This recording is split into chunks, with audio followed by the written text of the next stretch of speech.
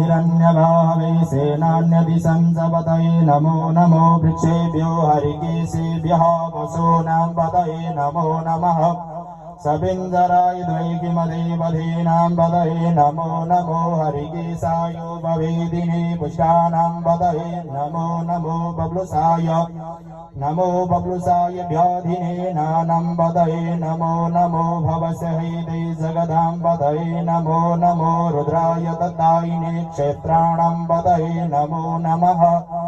सूताय हन्तैवनानां पतये नमो नमो रोहिताय स्तपतये वृक्षाणां पतये नमो नमो भुवन्तये वारिसंस्कृतजौषधीनां पतये नमो नमो मन्त्रिणे वाणिजाय कक्षाणां पतये नमो नम कुचैर्घोषाय क्रन्दयते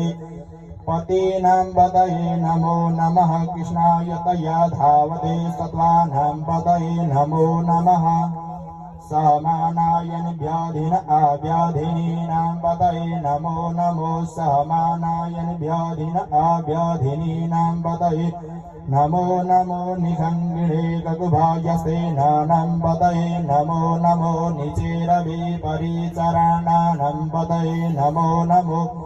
वञ्चते परिवञ्चते स्थायूनां पतये नमो नमो निखण्डिणे गुधिमते तस्कराणां पतये नमो नमः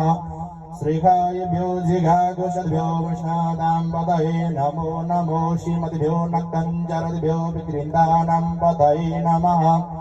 नमो स्नेहिणे गिरिचराय कुलञ्चानां पतये नमो नमो इगुमद्भ्यो धन्वानि वृषभो नमो नम आतन्वानेभ्यः